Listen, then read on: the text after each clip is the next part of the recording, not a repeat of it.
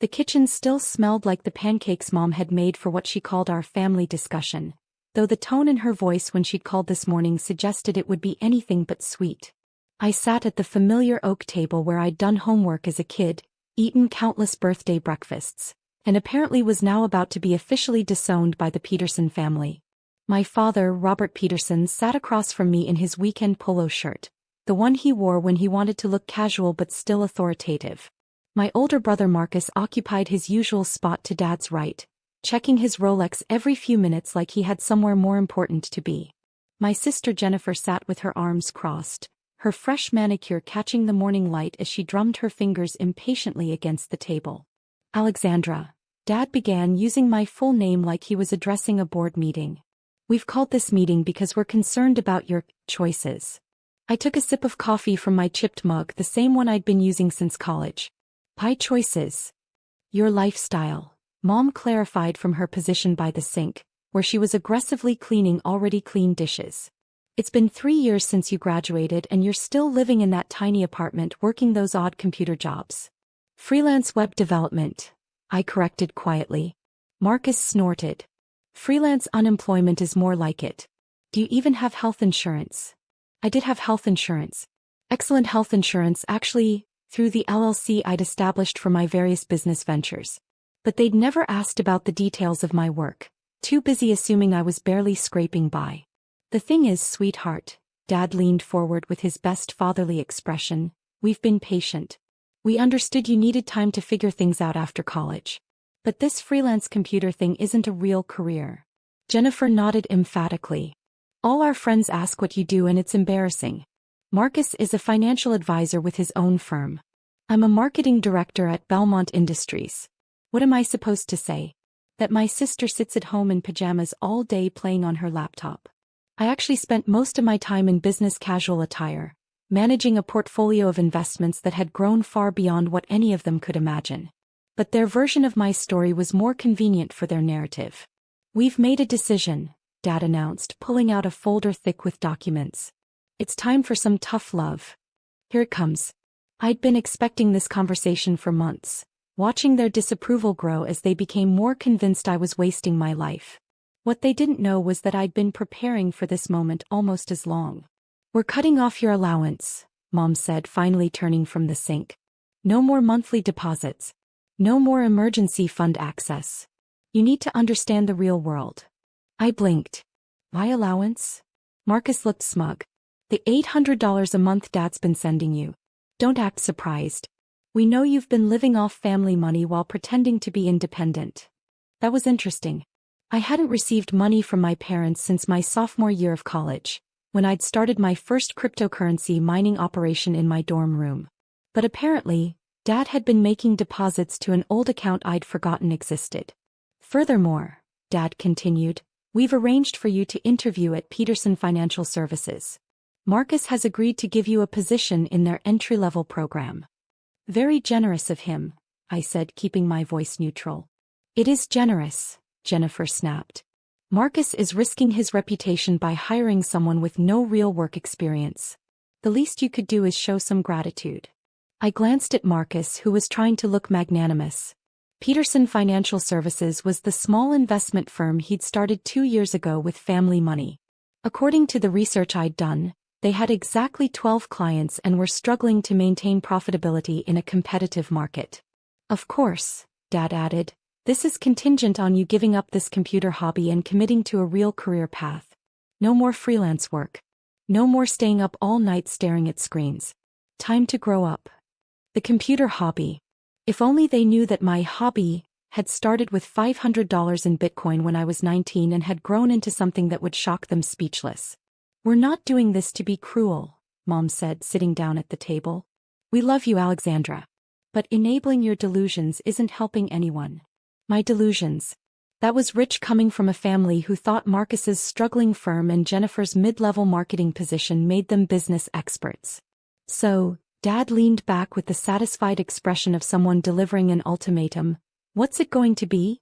Are you ready to join the real world, or do we need to let you sink or swim on your own? I looked around the table at their expectant faces. Marcus checking his watch again. Jennifer examining her nails.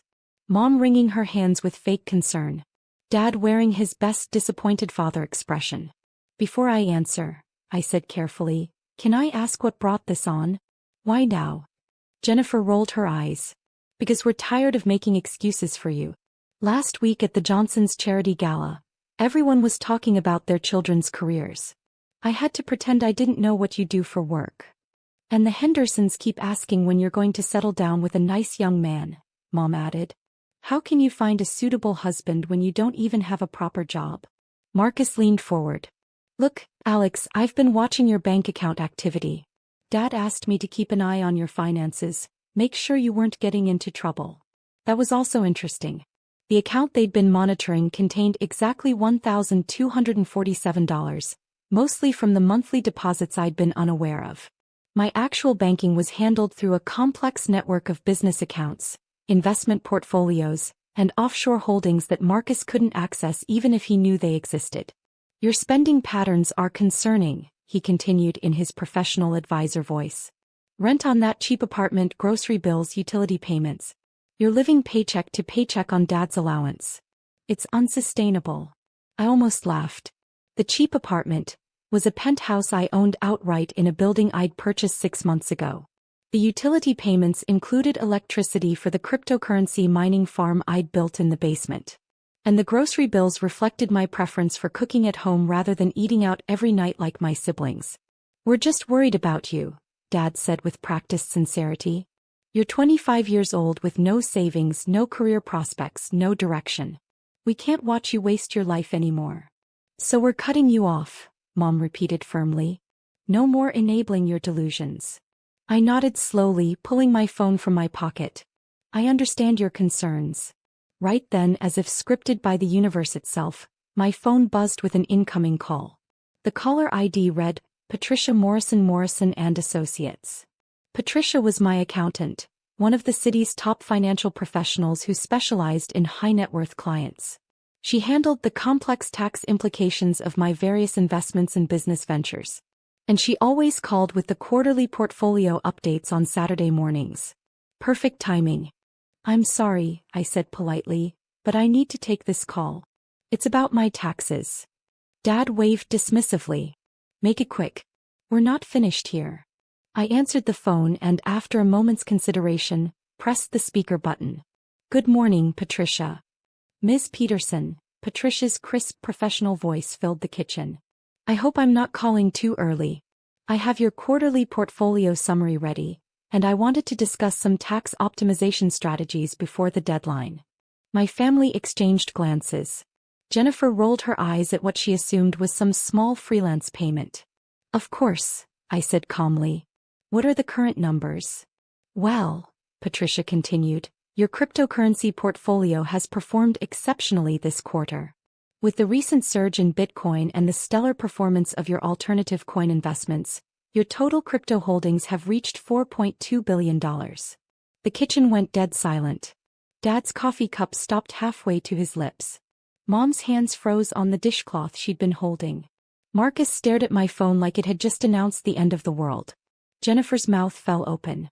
Additionally, Patricia continued, oblivious to the bomb she'd just dropped, your real estate portfolio is now valued at $1.8 billion, and your tech stock investments have reached $2.3 billion. Combined with your traditional investments and business holdings, your total net worth is now approximately $8.7 billion. The silence stretched so long I wondered if everyone had stopped breathing. Miss Peterson? Are you there? Yes, Patricia. I'm here. Just reviewing the numbers with my family. Ah, wonderful. I trust they're pleased with your investment performance. Few people your age have built such a diversified portfolio. Your early adoption of cryptocurrency, combined with your strategic real estate acquisitions and technology investments, has created remarkable wealth accumulation. Marcus made a choking sound. Now, Patricia continued, we do need to discuss some tax implications. With holdings of this magnitude, we'll need to restructure several of your shell companies and consider some additional offshore vehicles. I've scheduled meetings with your lawyers for Monday. Will that work with your schedule? That should be fine, I managed, watching my family's faces cycle through disbelief, shock, and dawning recognition. Excellent. Oh, and congratulations on the Johnson property acquisition. Owning the entire Riverside commercial complex at your age is quite impressive. Your mother and father must be very proud. Dad's face had gone pale. The Riverside commercial complex was the premium office building where Peterson Financial Services rented their small suite. Marcus had complained about the rent costs just last month. Thank you, Patricia. We'll talk Monday. Have a wonderful weekend, Miss Peterson. Give my regards to your family. I ended the call and placed the phone carefully on the table. The silence that followed was so complete I could hear the kitchen clock ticking, the refrigerator humming, and what sounded like Marcus's world quietly crashing down around him. $8.7 billion, Mom whispered finally. Dollars, I confirmed. Dad set down his coffee cup with shaking hands. Alexandra. I don't understand. I looked around the table at their stunned faces. 3 years of condescension, pity, and disappointed lectures had led to this moment. 3 years of them assuming I was a failure while I built an empire they couldn't comprehend. What don't you understand, Dad? The money. How? You work on computers in your apartment. I work on computers in my penthouse, I corrected gently. The penthouse I own. In the building I bought. Using money I made from investments I started when I was 19. Jennifer found her voice. But you drive that old Honda. I drive a 2019 Honda Civic because it's reliable and fuel efficient. I also own a Tesla Model S, a BMW i8 and a vintage Porsche 911, but I don't drive them often because I work from home most days. Marcus was staring at me like I'd grown a second head. The bank account. I've been monitoring your spending. You have $1,200. You've been monitoring one account that I forgot existed until today. An account I haven't used since college because I have approximately 37 other accounts across various institutions, along with investment portfolios, business holdings, and cryptocurrency wallets that contain, well, you heard Patricia's numbers. I stood up and walked to the refrigerator, pulling out a bottle of water. I needed a moment to process what was happening, and they needed time to absorb the reality of their situation. But you live so simply, Mom said, her voice small and confused. I live efficiently, I explained, returning to the table. When you have enough money to buy anything you want, you realize that wanting less is more valuable than having more. I don't need to flash wealth to feel successful. Dad was shaking his head slowly. The computer work. The freelance jobs. I do take freelance projects occasionally, but not for the money. I enjoy coding and sometimes interesting problems come up that challenge me. Last month I helped a startup optimize their database architecture. The month before that, I consulted on a blockchain implementation for a financial services company. You're a consultant? Jennifer asked weakly. Among other things. I'm also an investor, a property owner, a cryptocurrency trader, and according to Forbes' preliminary research for their next young entrepreneurs list, I'm what they call a stealth billionaire. Marcus finally found his voice. Forbes. They've been trying to interview me for 6 months. I've been declining because I prefer privacy. But after today, I shrugged. Maybe it's time to be more public about my success.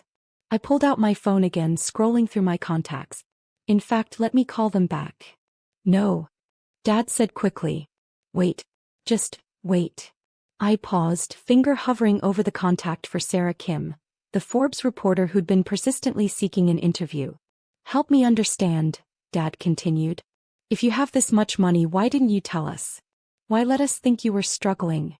I set the phone down and looked at him carefully. When did you last ask me about my work, Dad? Really ask, not just dismiss it as computer games. He opened his mouth, then closed it. When did any of you show interest in what I was actually doing? You made assumptions about my life based on superficial observations, and when I tried to explain my work, you brushed it off as unrealistic dreaming. I turned to Marcus. Remember Thanksgiving 2 years ago? I tried to tell you about cryptocurrency investments, and you laughed and said digital money was a scam for people too lazy to get real jobs. Marcus winced. And Jennifer, at your birthday party last year, I mentioned I was considering buying commercial real estate. You patted my head like I was a child and told me to focus on finding a husband instead of worrying about business. Jennifer looked down at her hands. So I stopped trying to share my success with people who were convinced I was failing. It was easier to let you think what you wanted to think while I focused on building something meaningful. Mom's eyes were filling with tears. But we're your family. We love you. I know you love me, I said softly. But you love the version of me you created in your minds. The struggling daughter who needs rescue. The family disappointment who requires tough love and intervention. You never tried to see the actual me. I opened my laptop, which had been sitting closed on the counter. Would you like to see what I actually do all day? Without waiting for an answer, I pulled up my dashboard. Real-time cryptocurrency prices, property management reports, investment portfolio summaries, business analytics from my various companies. This is my morning routine, I explained, clicking through screens. Check the Asian markets, review overnight crypto movements, approve or decline investment opportunities, monitor my property's performance, and manage my various business interests. The numbers on the screen were staggering. Daily gains and losses that exceeded most people's annual salaries. Property rental income that could fund small cities. Investment returns that compounded by the hour. My computer hobby involves managing assets worth more than most Fortune 500 companies, I continued. My freelance work includes consulting for major corporations on technology strategy. My simple lifestyle is a conscious choice to focus on building wealth rather than displaying it. Dad leaned back in his chair, looking older than he had an hour ago. Alexandra, I don't know what to say. You could start with "I'm sorry," I suggested. Sorry for assuming the worst. Sorry for trying to control my life without understanding it. Sorry for planning an intervention about my failed life, without bothering to learn what my life actually involves. The kitchen fell silent again. Outside, I could hear neighbors starting their weekend yard work, normal families dealing with normal problems. Inside, the Peterson family was grappling with the realization that their foundational assumptions about success, money, and their youngest daughter were completely wrong. $8.7 billion, Marcus said finally, his voice hollow. Give or take a few $100 million depending on market fluctuations, I confirmed. And you own my building? I own your building, yes. Along with most of the commercial district downtown. It's been a good investment. Jennifer looked up from her hands. Alex, we had no idea. I know, I said. That's exactly the problem. I closed my laptop and sat back down at the table. Now, about this intervention. You wanted to cut me off from my allowance and force me to work for Marcus. Is that still the plan? Dad shook his head slowly. I think we need to reconsider our approach. Actually, I said, I have a counterproposal. Instead of me working for Marcus, how about Marcus comes to work for me? Marcus's head snapped up. What? Peterson Financial Services is struggling. 12 clients, declining revenue, increasing overhead. You're paying $8,000 a month rent for office space in my building to serve a client base that's not growing.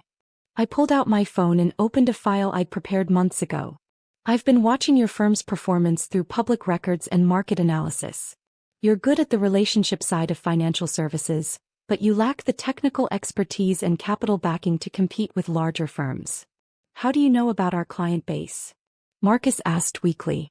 Because I know everything about every business in my buildings. It's called due diligence.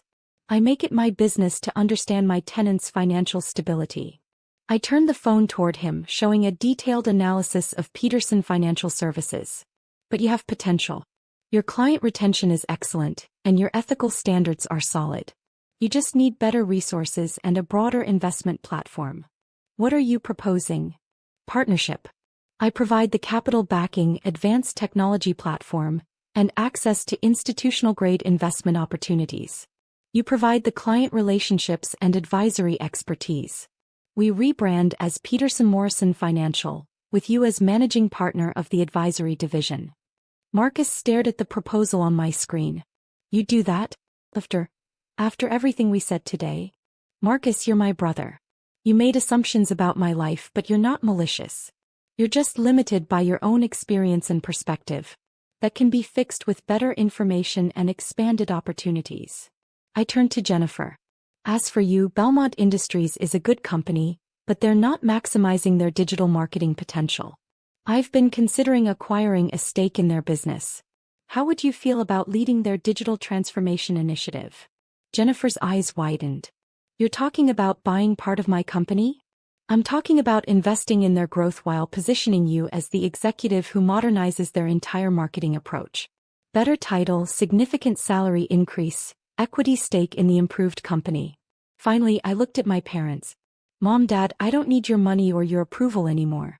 I haven't needed either for years. But I do want your understanding and support. Not for the struggling daughter you thought I was, but for the successful businesswoman I actually am. Mom was crying openly now. Alexandra, we're so sorry. We had no idea. I know, I said gently. But now you do. The question is, what do we do with this new information? Dad cleared his throat. What do you need from us? Respect, I said simply. Acknowledgement that I know what I'm doing. Trust that my choices are informed and deliberate, even when you don't understand them. And maybe, just maybe, some curiosity about what I'm actually building instead of assumptions about what I'm failing to achieve. Can you forgive us? Mom asked. I smiled, the same quiet smile I'd inherited from her. Mom, there's nothing to forgive. You acted based on the information you had. Now you have better information. What matters is what you do next. Marcus looked up from the phone where he'd been reading my partnership proposal. Alex, this is incredibly generous. Why would you offer this after the way we've treated you?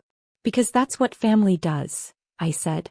Real family supports each other's success, even when that success comes in forms they didn't expect. I stood up and walked to the kitchen window, looking out at the neighborhood where I'd grown up. Besides, building wealth is only meaningful if you can share it with people you care about. I've proven I can make money. Now I want to prove I can use it to create opportunities for others. Jennifer joined me at the window. I feel like we don't even know you. You know me, I said. You just didn't know what I was capable of. There's a difference. Will you teach us, she asked quietly, about investing, about business, about all of this? I turned to look at my family, gathered around the kitchen table where we'd shared thousands of meals and countless conversations. The same table where they'd planned to stage an intervention about my failed life now held documents outlining billion-dollar opportunities. I'll teach you everything you want to learn, I said. But on one condition. Anything, Dad said quickly. No more assumptions. When you have questions about my life or my work, ask me directly. When you don't understand something I'm doing, say so instead of deciding it must be wrong. Deal. Deal, they said in unison. I returned to the table and reopened my laptop. Good. Then let's start with cryptocurrency 101. Because if we're going to be business partners, you need to understand how I built this empire. For the next 3 hours, I walked my family through the fundamentals of digital currency, blockchain technology, strategic investment, and long-term wealth building. Marcus took detailed notes. Jennifer asked intelligent questions about market psychology. Mom and Dad listened with the focused attention they'd never given my work before. By afternoon, we'd outlined partnership agreements, investment strategies, and a family business structure that would leverage everyone's strengths while capitalizing on my resources and experience. One more thing, I said as we wrapped up. I'm going to accept that Forbes interview. And when they ask about my family, I'm going to tell them about how you supported my unconventional path, even when you didn't understand it. Marcus looked confused. But we didn't support you. We tried to shut you down. Today you tried to shut me down, I corrected. But tomorrow you're going to start supporting me. And by the time the article comes out, it'll be the truth. That evening I sat in my actual apartment, the penthouse I'd bought 2 years ago, reviewing the day's events. My phone had been buzzing with messages all afternoon. From Marcus, reviewed the partnership terms. This is incredible. When do we start? From Jennifer, spoke with my boss about the digital transformation project. He's very interested in meeting with you. From Mom, honey, we're so proud of you. We should have seen this sooner. From Dad, I've been reading about cryptocurrency for the past 3 hours. My head hurts, but I'm starting to understand. Thank you for being patient with us. I smiled, looking out at the city skyline. The lights of downtown twinkled below, many of them illuminating buildings I owned, businesses I'd invested in, properties I'd developed. The intervention they'd planned to save me from my failed life had instead revealed that their assumptions about failure and success needed serious revision. My phone rang. Sarah Kim from Forbes. Miss Peterson, she said when I answered. I heard through the financial community that you might be ready for that interview. Yes, I said, settling into my favorite chair with a view of the city. I think it's time to tell my story. Wonderful. Our readers are fascinated by young entrepreneurs who build wealth through non-traditional paths. What would you say is the most important lesson you've learned? I thought about the kitchen table conversation, about 3 years of family dinners where they'd pitted my choices while I quietly built an empire. Success isn't about meeting other people's expectations, I said finally. It's about exceeding your own. And sometimes the biggest risk isn't failing publicly, it's succeeding privately while everyone assumes you're failing. That's fascinating. Can you elaborate? I looked out at my city, thinking about the family who'd spent years trying to save me from a life I'd never actually been living. Sometimes, I said, the best revenge isn't proving people wrong. It's building something so extraordinary that being wrong becomes the least of their concerns. As I settled in for a long interview about cryptocurrency, strategic investment, and the future of digital wealth, I couldn't help but smile. The failed life they'd tried to save me from had never existed. But the successful life I'd built in secret? That was just getting started. 3 months later, the Forbes article hit newsstands with my photo on the cover and the headline, "The 25-year-old who built a $9 billion empire while her family planned an intervention." By then, Peterson Morrison Financial had doubled its client base. Jennifer was leading the most successful digital transformation in Belmont Industries history, and my parents had become surprisingly savvy cryptocurrency investors. The kitchen table where they'd tried to cut me off from my allowance now hosted weekly family business meetings where we planned new ventures, reviewed investment opportunities, and celebrated each other's success. And every Saturday morning when Patricia called with the quarterly portfolio updates, I made sure to put her on speaker.